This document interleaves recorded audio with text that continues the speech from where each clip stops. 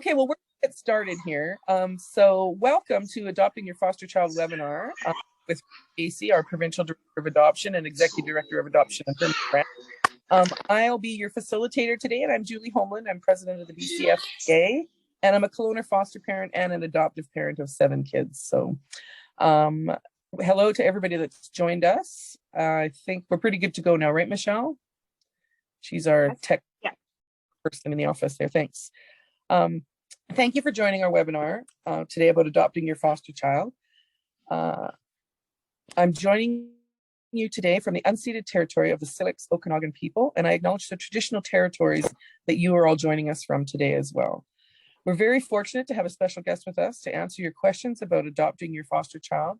We're happy to welcome Renaa Bacy. She is our Provincial Director of Adoption and our Executive Director of Adoption and Permanency Branch of the Ministry of Children and Family Development. Thank you for taking your time today, Renaa, to join us. Now, our time today together is limited, so before we jump into any questions we received, Renaa, would you take a couple of minutes to tell us a bit about your role with MCFD? Thank you, Julie. Yes, I want to begin by acknowledging the territory that I'm calling in from today. I'm calling in from the Cowichan People's Territory. And I'd also like to acknowledge our Inuit and Métis partners. I also would like to acknowledge that Connie Epp, who is also the Director of Adoption Services, is also in the Zoom meeting with me. And I think Andrea Grieford, who's also our acting Adoption and Permanency Manager, is possibly in the Zoom as well. So what is my role? Well, I think you've said it quite nicely. I am the Statutory Director of Adoptions. I am responsible for the adoption program in British Columbia. That's both the domestic adoption program, that's the children in care adoption program, and that's also the international adoption program. My background, I have been working in adoptions since, amazingly enough, January 7th, 1997. I came into the role as the intercountry consultant right after the current Adoption Act came into force on November 4th, 1996. So the Adoption Act in its current form has been operational for 25 years, and I was fortunate enough to get hired into adoptions at that point in time. And I basically stayed in the practice of adoptions. Prior to that, I worked as a child and youth care counselor in British Columbia. So I have been in child welfare for many, many years. Thank you, Julie. Thank you. Thank you, Renaa. Let's move on to the questions which were submitted during registration. And if we have time at the end, we're going to open up for any questions that you may have that you didn't get a chance to send in. So, okay, Renaa, are you ready for the Spitfire round here? Absolutely. Question for one that we had sent in. What are the statistics on the number of children and youth in care currently waiting adoption in British Columbia?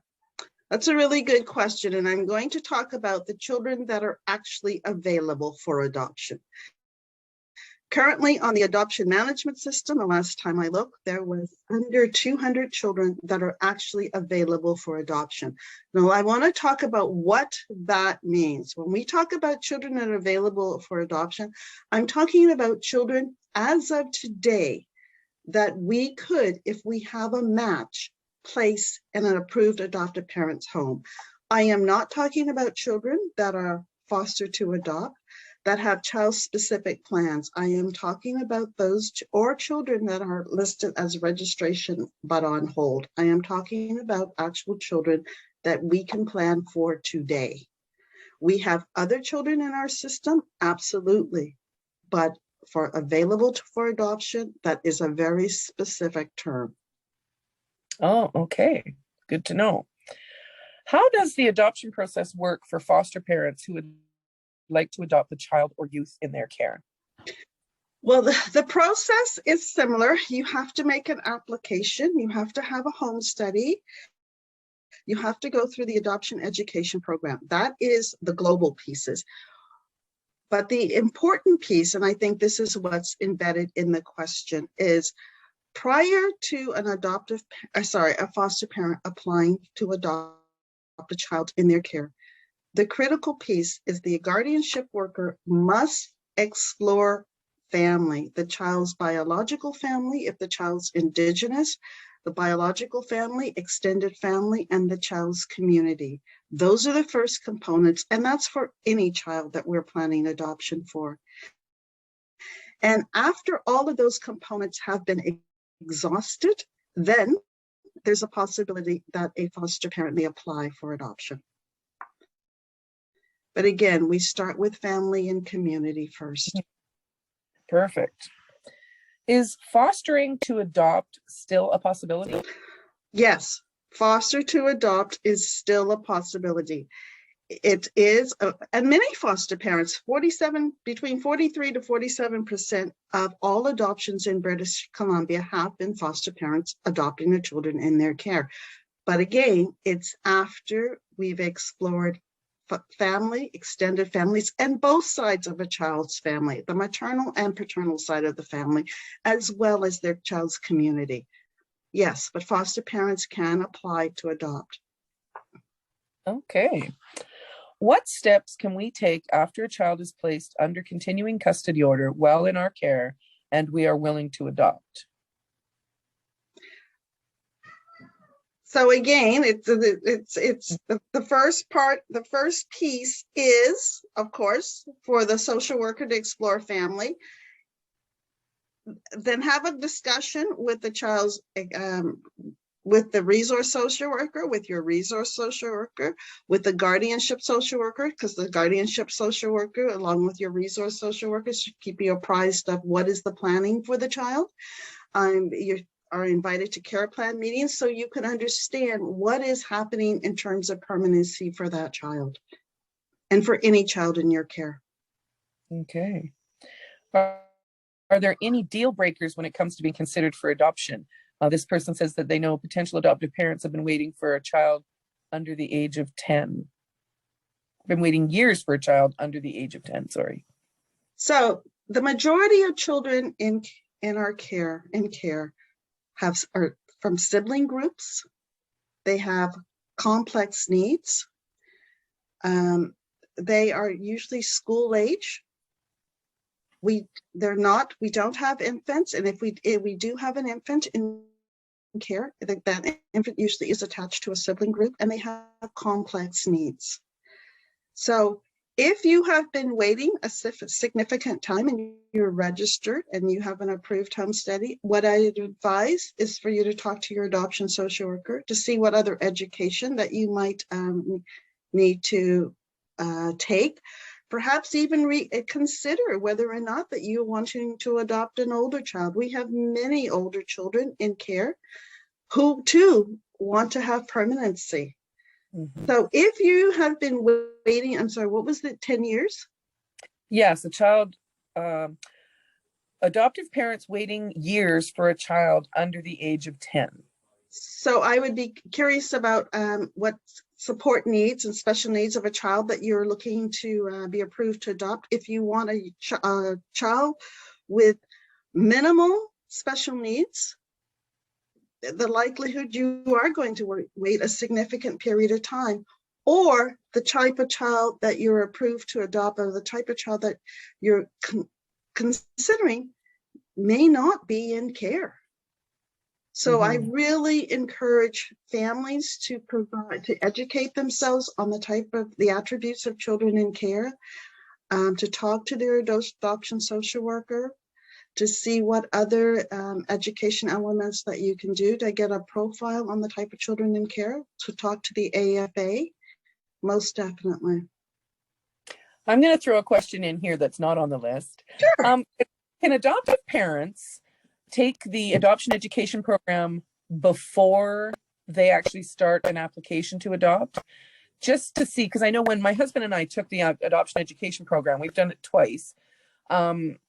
We had already made our application, but there was a lot of information in that training about the risk, the prenatal care, the behaviors that you see, some of the trauma that these kids have gone through. So is there any way that foster parents can take that before they make an application, just so that they can get a bit of a heads up on? In order to get into the adoption education program, because it's a part of the legislative requirements to have a home study, you have to apply to adopt. Now, there are other programs, and AFA has a wealth of programs, and so do you on some of your videos, definitely, most definitely the videos, that you can actually go on the AFA, Adoptive Families Association of British Columbia's website. There's the adoption basics, there's videos that give you a sense of the special needs of children in care. We're putting some videos up on the Adopt BC Kids portal that have social workers talking about the attributes of adoptive families, the type of adoptive families we're looking for, as well as the support needs of children in care. So there are multiple places that you can provide yourself with education before you start your journey. Okay, good to know. Now I'll go back to our questions. Sorry, that one. Okay, that's fine. I think someone actually had a question in the chat. I saw it pop up very quickly. Do you want to address that right now? Because I know we have a little time, so we're Okay. already at 6. So Michelle, do you know what that question was? The question is, when should a foster family begin their application process? So you need to be, that's a really good question. And again, it's really critical that you talk to the child's guardianship social worker to find out what the plan is, and your resource social worker, because that they have the requirement is to explore family and community first. So those are their pieces. So have a conversation with the child's guardianship social worker to understand the permanency plan. That should be a part of what is in the care plan. And I do believe foster parents are invited to care plan meetings. So those discussions should be occurring at that table. And AFA stands for the Adoptive Families Association. So I encourage everyone to, when you're in your care plan meetings, to be having those conversations, asking about what is the permanency plan for the child and how do you fit into that permanency planning perhaps. Okay, thank you. Question 6 on our list. Is the provincial tuition waiver program accessible to youth formerly in care that have been adopted? I believe so, but I need to check that information out. So Connie, if you could be so kind, because we need to get the Catherine Talbot. I do believe it is, but we will come back to Julie with that information, and Jane. That was question 6. So excellent. Number 7 here. What ongoing supports and resources are available to children with high support after adoption? Post-adoption assistance program is provided the child has been designated for the post-adoption assistance program. Foster parents can apply like anyone else for the post-adoption assistance program. There is an eligibility requirement, of course, a financial eligibility requirement. There's the asset and income test that everyone has to submit to. Okay.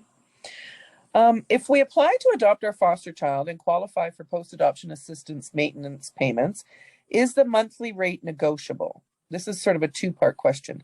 We receive substantially more financial assistance as foster parents, which ensures that we can travel to her many medical appointments. Meeting her medical needs will be ongoing throughout her life and can become a financial burden. So I guess they're asking if there's any fluctuation or any availability in negotiating that. So the maintenance rates are set, so that's one component. However, a part of the post-adoption assistance program, there are services that are available. So yes, we do provide medical funding to attend medical appointments, depending on where you are in the province, if you have to come down to Children's Hospital. So yes, so post-adoption assistance policy, we on October the 4th, 2021, we have amended the post-adoption assistance regulation to include the asset and income test into the regulation and develop new policies. I encourage everyone to talk to if you've adopted, to talk to your adoption social worker so you can get information on the new policy. And Julie, I believe, because as you did mention that you have adopted, you probably received in early October a letter from me talking about the new policy, as well as a fact sheet around the asset and income test. So it's really critical that everyone, for adoptive parents or who are on the call, if you've received the letter and the fact sheet, please take a moment to read that information and talk to your adoption social worker who's responsible for the administration of your post-adoption assistance. That's actually coming up as question number 10. Well, So there we're getting you go. Number 9, eligibility for post-adoption assistance is based on families' assets. At present, only families with gross assets that do not exceed $300,000, excluding the primary residence, vehicle pensions, and RRSPs, may be eligible for post-adoption assistance. I would like to adopt another child, but the threshold is an obstacle. I also know of families not moving forward with adoption because of this threshold. It is a barrier to families who'd like to adopt sibling groups and need to get a bigger home. Is the ministry considering any updates or changes to the post-adoption assistance program to reduce these barriers? So the $300,000 gross asset level has actually been in operation since about 2005. We have actually, when we amended the regulation, we've included a number of exempted assets that families, I encourage you again to take a look at the fact sheet, but more importantly, to talk to your adoption social worker, because there is a significant list of what's no longer included as an asset. And in fact, you may fall within that category. Okay. Which leads us to question 10. Adoptive parents received a letter from MCFD stating that there is new criteria for the application for post-adoption assistance. It was unclear what the difference in criteria is. Can you please outline those changes? Is it something that would need lots of paperwork, or is this something you can actually just outline for us? The changes are significant. Okay. Such as, and this might sound for some people odd, but what we had to investigate was what is actually a motor vehicle. If you have an RV and it's not insured 3/4 of the year, that's not considered a motor vehicle, because a motor vehicle is something you drive. If you have an RV that you pull, that's not a vehicle. That's not a motor vehicle. If you are receiving certain pensions, if you have a business, but the business really is supporting the family's income, that's no longer an asset. So I encourage you, the list is very comprehensive, to talk to your adoption social worker and to look at the fact sheet. The fact sheet lays out some of the excluded assets, but not all of them, because we were just trying to give people just a broad brush understanding. The list is very comprehensive. It's in the regulation.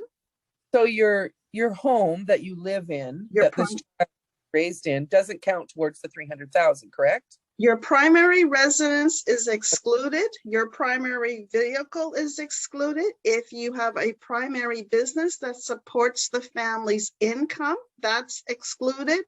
Certain amounts of capital that's in your bank account is excluded. There's a whole list. There is also a whole list of assets that are that have certain exemptions, such as I'm just trying to think very quickly, certain pension funds are exempted. So yes, there's considerable amount of assets that we do not count. Okay, is this list available online, or do they have to go to their adoption worker or resource worker? It's in the regulation. Okay. So because these exempted assets are in the regulation, it's also in the policy. So I encourage you to talk to your adoption social worker. Absolutely. Okay. Now that was it for our questions, but I know I've seen some things pop up on the chat. Do you want to address some of those now? Absolutely. Thank you. There's 8 questions in the chat. Okay, Michelle, I can't see the chat because of what I'm using. So Can you see the chat there, Renee? I'm going There are to, more comments than questions. Oh, okay. Okay. So does anybody out there have any questions that they're still curious and wondering about?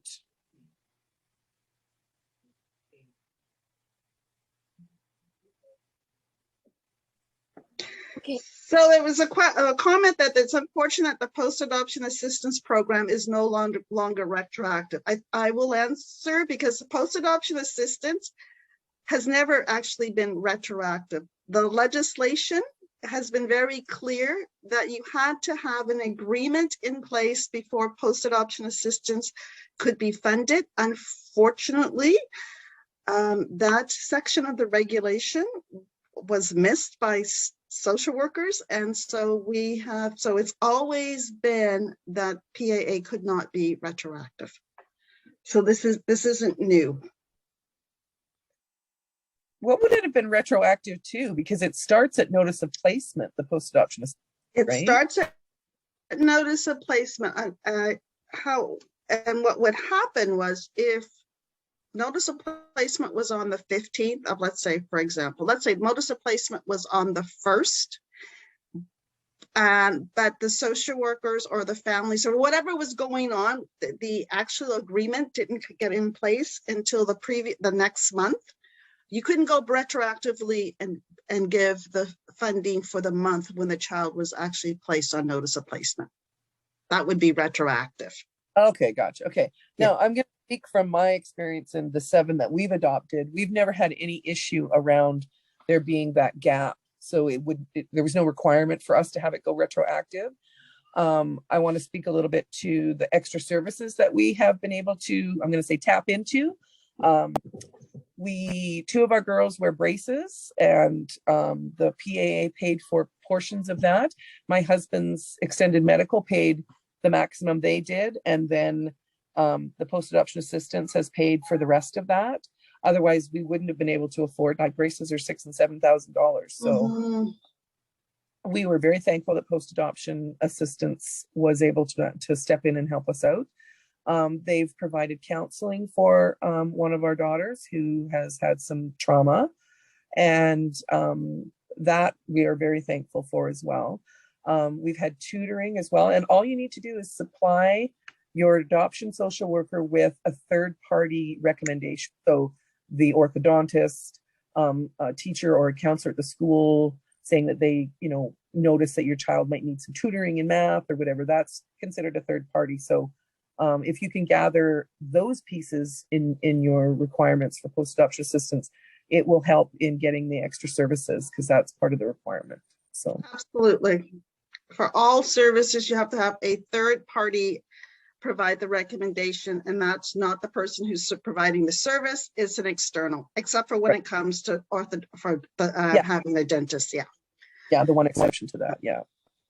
So does anybody else have any other questions or Yes, a few more questions came in from Thea. Do you have any advice for foster parents who do not have the support of the guardianship worker? Who do not have the support of the guardianship work, who do, to adopt, doesn't support them doing an adoption? Yes. So if the guardianship worker isn't supporting the foster parents to apply, I think we need to have a bit of understanding of what are the case dynamics, because it could be that the guardianship social worker has a plan for that child, and it may not be known yet to the foster parents. So I would be asking some questions again in the care plan meeting, because it could be that very much so that there is a particular plan that they're just working on. Okay, thank you. Another Any other question? questions for Michelle? Yeah. Is it possible to adopt a child that's Indigenous if you're not Indigenous? So the Federal Act comes into play here, and the Federal Act is very clear. And I think, Julie, at one point there was a video on understanding the Federal Act. Yes. Yeah. The Federal Act requires that we work with community and family in placing Indigenous children first and foremost. That's essential, and that is what we do. There have been adoptions with foster family when who are non-Indigenous, but again, that's after all other exploration has been thoroughly exhausted and examined, and community and family must be in support. Okay. That's the Bill C-92, correct? Yes, which is an act respecting First Nations, Métis, and Indigenous children and families. Okay. Thank you. Michelle, any more? Another question, on average, how many years into fostering does a foster parent have the opportunity to adopt? How many years of fostering do you have to have? Yes. How many years into fostering does a foster parent have the opportunity to adopt? And there's a follow-up question from Dave. Could you give a typical successful adoption from care in this current situation? I can probably answer that. Go right ahead, Julie, please do. When we adopted our first child, he is now 25 years old, we adopted him when he was 14. He was our very first foster child. He was 12 when he came to us. So in the 2 years that he was in our care, his permanency came very quickly. His scenario was quite different than any of the other kids we've had because he was from Kazakhstan and he was with his biological mom and his stepdad in Canada, and then that fell apart and they basically abandoned him in Canada. So he went continuing custody order very quickly. So he adopted us before we adopted him. And so there was just over 2 years, and it wasn't that they looked at us for how long we'd fostered. It was they looked at the relationship that we had with him and all the other family that would have been available for him and to keep him where he was. Every child's scenario was quite a bit different, and I can like all 7 of mine had very different scenarios of coming into our care and becoming adopted by us. But there was no time requirement on the amount of time we had spent fostering the child, if that answers your question. Part of this is the larger planning that the guardianship worker is undertaking for the child. And that is really critical, that you talk to your guardianship worker about the planning, that this is discussed. Permanency planning needs to be discussed in the care meetings, because that's where you're going to get information about what is the plans that's going on. Yeah. Our next adoption was a sibling group of 4. And when they came to us, they were 4, 3, 2, and 3 months old. And we fostered them for 4 years before their permanency plan even came into fruition. And MCFD, they got the continuing custody order for the sibling group, and they were doing family finding. And at that point, we weren't planning to adopt, a sibling group of 4, because that's a lot of kids. And MCFD approached us and said, look, the family finding isn't coming out very well. Have you guys considered adopting? And we're like, oh, that's a thing. I could do that with this big group. So that's when they sort of invited us in, knowing that the placement was a solid placement and everything had gone well for the 3 years they were with us.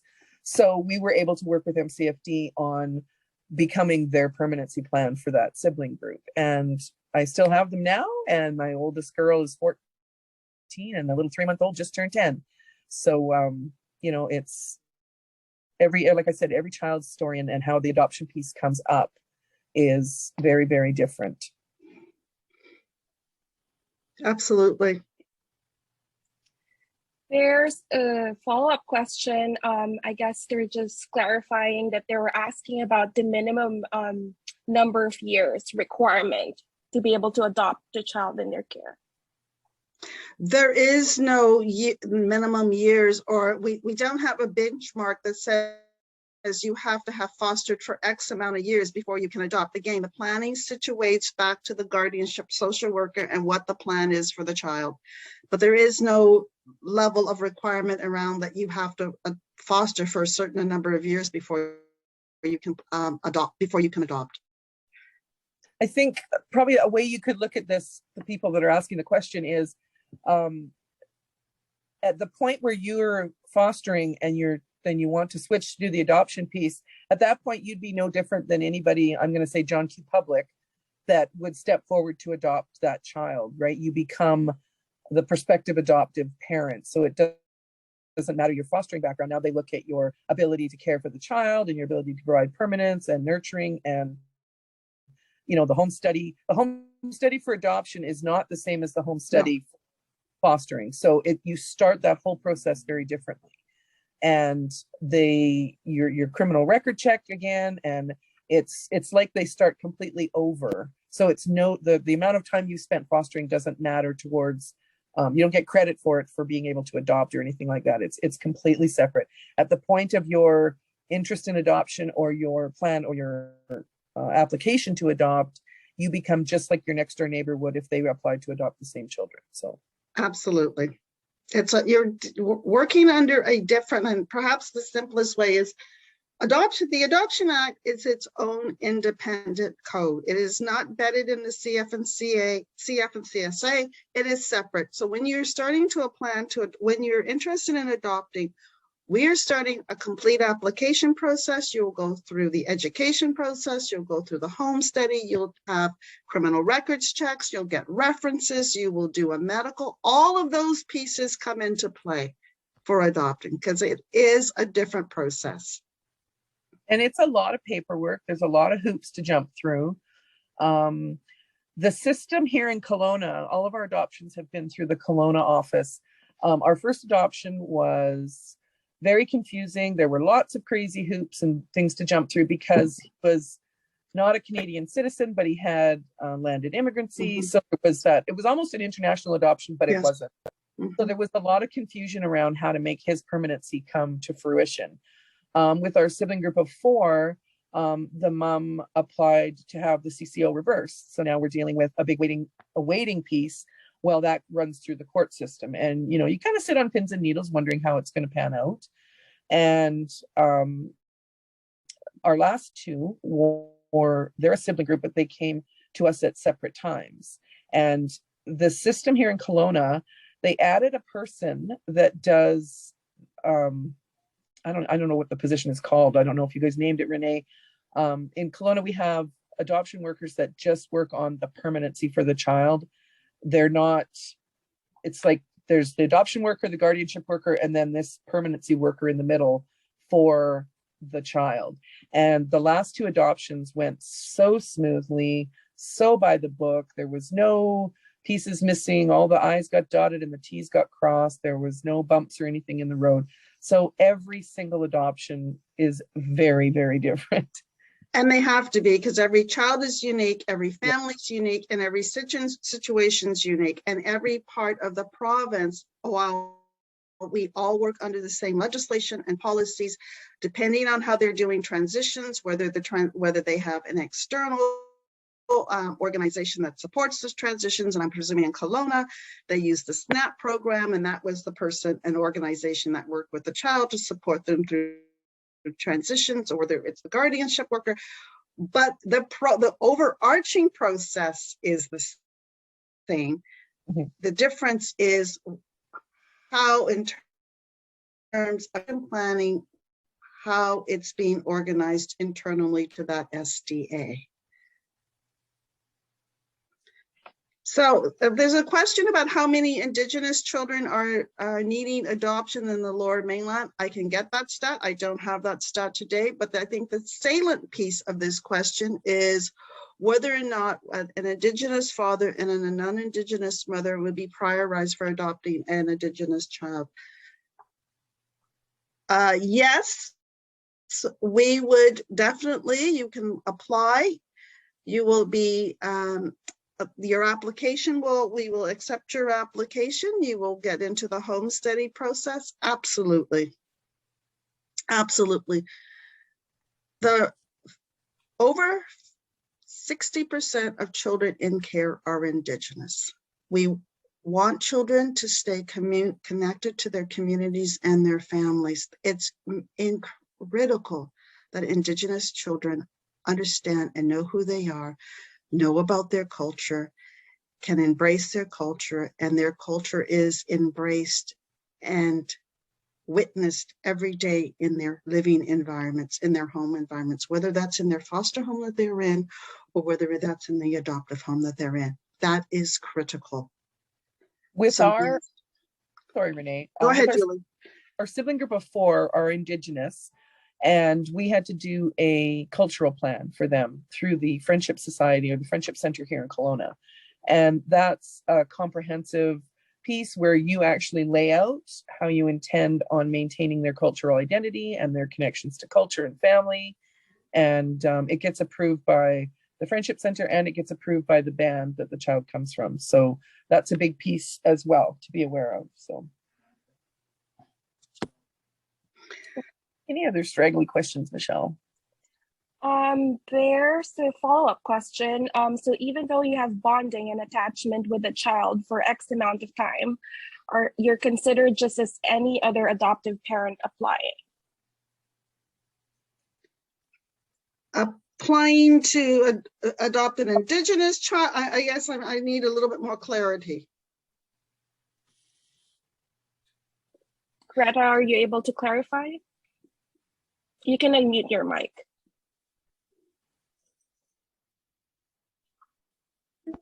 Sorry. Yeah, I just mean like, so I've got a little one in my care for over a year now, and she'll probably end up going back to family. But if I had another situation like this, I've had her since she was 7 weeks old, and there weren't other family and community that could take her, wouldn't I have at least a little bit of a leg up on any other adoptive prospective parents since I've had the bonding and attachment with her?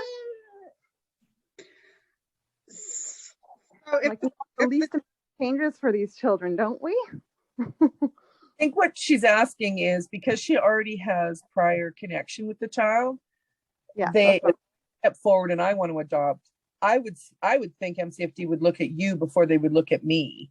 okay. That's Based on the child, the attachment piece, right? I'm going to qualify that by saying, we're going to explore all family. Right. But her suggestion is that that's already happened and it wasn't healthy family and there wasn't kith and kin, there wasn't anything like that. And would someone else be able to come in and, I'm going to use the word, trump her connection with that child? Or would MCFD consider that this child is in a nurturing environment, there's attachment? It depends on if this child is Indigenous. It depends on whether there's some other cultural connections we have to look at.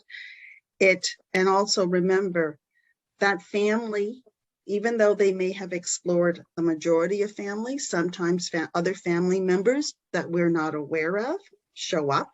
And we've had that happen in many parts of the province and with many adoptions. And we had to stop and study that family member. So I cannot give you an absolute. Yes, you can apply. But again, it has to go back to talking to the guardianship and resource social worker. But I don't want to say there's an absolute. I will say that for my last daughter that we adopted, we told MCFD that we would love to adopt her should all of the permanency and all of the family finding not pan out for her. Would they please consider us next?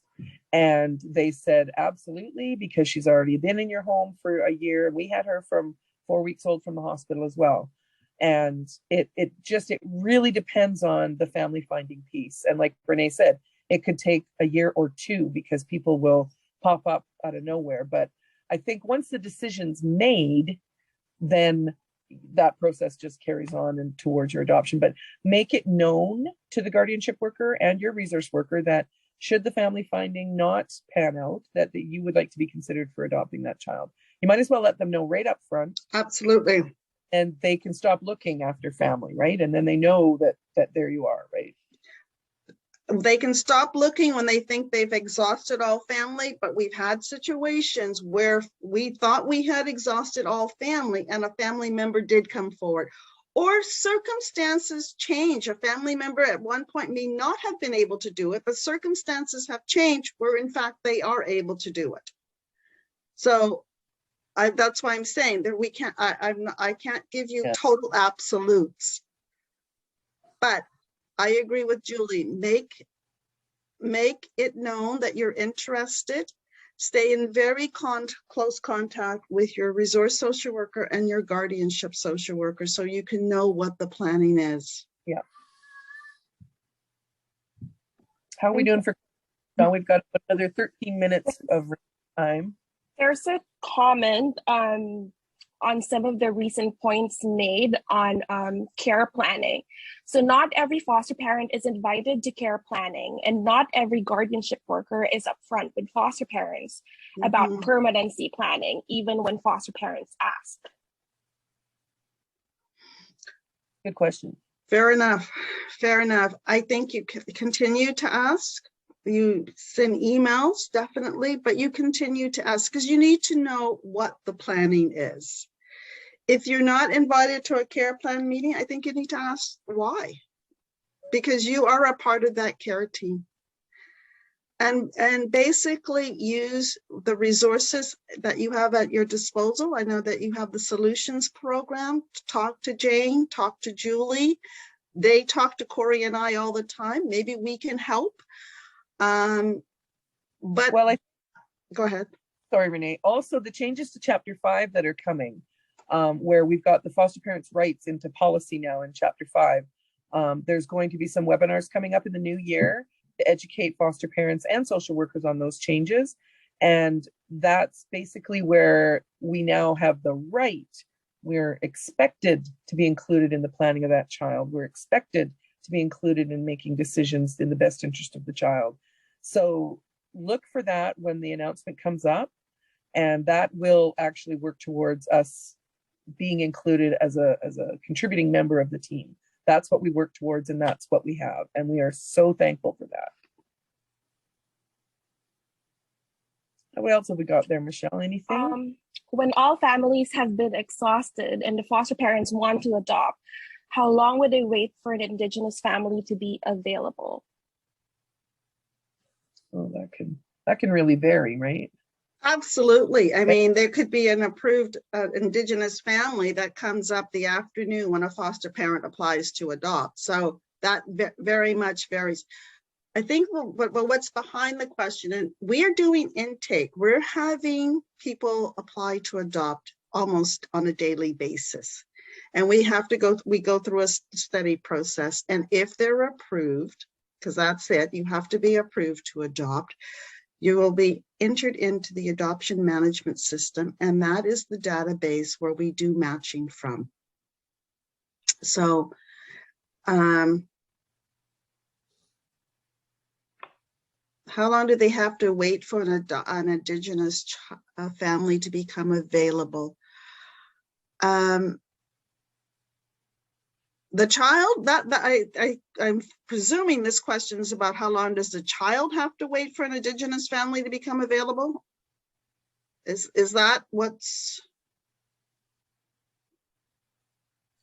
Randy, are you able to clarify your question? You can unmute your mic.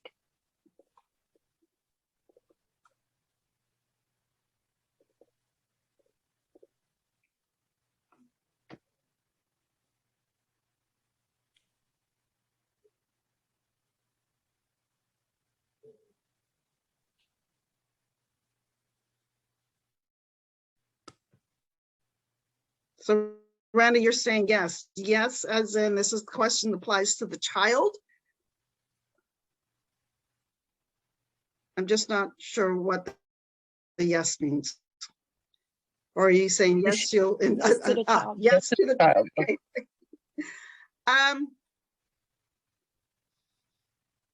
Well, if they've exhausted and they have gone through the adoption management system, and if it's a non-Indigenous family, all of this information and it gets put together, again, you have to have a cultural safety agreement. And if the child's in your care and you're a foster parent, there should be a cultural safety agreement in place like right now. So we should be following the cultural safety agreement.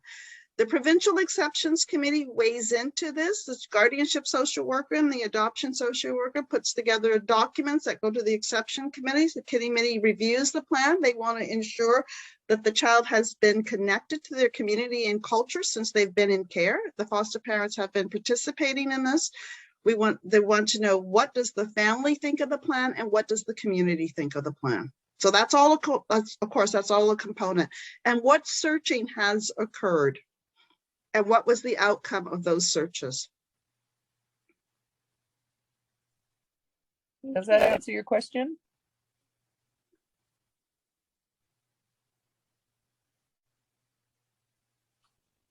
Okay, Brandy says yes. Okay. Okay, we missed a question from earlier. Is there a body of information available I can read through that goes through everything step by step and all the extra information such as post-adoption funding for braces and other needs? So is there a body of information that goes through the whole adoption process step by step? Well, there is the adoption policy manual, but I think what I recommend is a couple of things. Last year, there was a town hall done by AFA BC. It's still, I believe, up on its website. For Arlene Goddard and I talked about the whole adoption process from beginning and end with the intersection of the CF and CSA. That might help understand how the decision-making happens. There are, I know the Foster Parent Association, there's videos that explains, and I do believe one of them was about adopting your Indigenous child, the whole adoption process. So there's videos for on the fostering YouTube web channel. There's information on AFA. There's information on the government website. And then again, I recommend that people talk to an adoption social worker in terms of the process. But do we have a pamphlet that goes step by step? No, because again, the whole process is based on the child and the family. There's very general information, but then the rest gets the rest is operationalized once we know information about the family and the child, because it's not a linear process at all. Right. And that's the critical piece. This is a very dynamic process. I'm not sure who asked the question, but if they want to contact me directly, I'm happy to explain how the processes worked for us and what the paperwork looked like for us personally, knowing that in your case, it might be slightly different, but I mean, we've adopted 4 times, totaling 7 children, and our adoption process was different each time. So I might have a great idea to give you an idea of what it might be like and what you might be looking at. If whoever asked the question would like to contact me, I'm happy to answer that. Okay, we have been told as approved adoptive parents, waiting parents who are seeking adoption, who are also foster parents, that a large number of approved parents, 300 plus families in the province who are seeking to adopt children under the age of 10. The adoption social worker also said that we would probably have a better chance to foster to adopt than to wait. Is this true? Interesting question. If you're interested in fostering, I strongly encourage you to apply. I can't say definitively whether you're going to be fast. I mean, but basically the question is whether, if you're a foster parent, are you fast tracked? No. because again, we still need to, whether it's a foster to adopt or a general adoption, that we start with ensuring we've explored family and community first. That is the default. And there isn't a fast track. Julie, you've gone through adoption 7 times. What's your experience? And all I can suggest is like we did when we knew that we would adopt this child, if this was part of the plan for the child to get adopted, we wanted to be considered. So right up front, tell the guardianship worker once there's a CCO, and tell your resource worker so that you can be included in the list of, because I can't say it's for sure, but I would like to think that MCFD would look at you, or if it was my case, saying, oh, well, she's had this child in her home for 2 years. They're willing to adopt. There's already attachment and connection. Everything else has been exhausted. This would be the right thing to do. So that happened twice for us with our last 2, because they were full siblings, but they came to us at 2 different times. But every case is different. But I'm just saying, if you tell MCFD up front that you are willing to adopt or wishing to adopt, and just let them know, right? And they can consider that as part of the searching, right? So how are we doing for questions? We have 3 minutes left of Renee's time. Is there anything else anybody wants to ask or share? This could be our last question. If a child goes CCO and bio family wants foster parents to be the next choice, what happens there? Foster parents knew bio dad and have had children in their care for almost 6 years since birth of the first child, and have siblings with special needs since 6 months. Foster parents and bio mom have a relationship. And yes, foster parents always encourages mom to fight for her children. Do I have to apply to adopt and go through adoption pieces before I can be looked at as an option?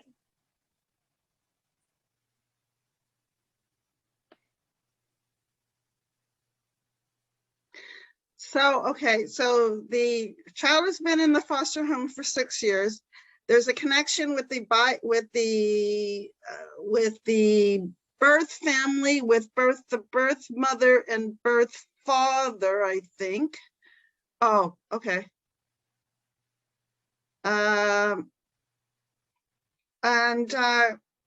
So would MCFD, can the foster parents apply to adopt?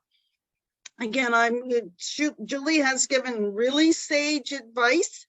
Talk to the guardianship worker, let your intentions be known, talk to your resource social worker.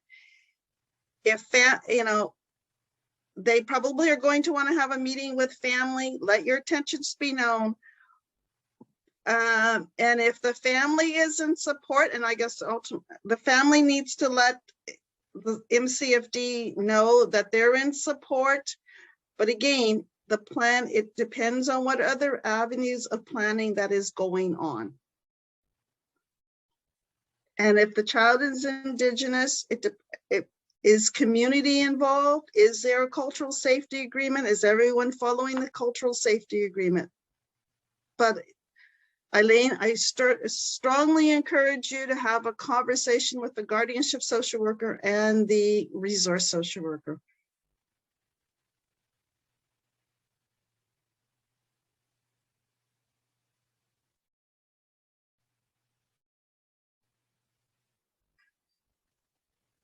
Julia, you're on mute.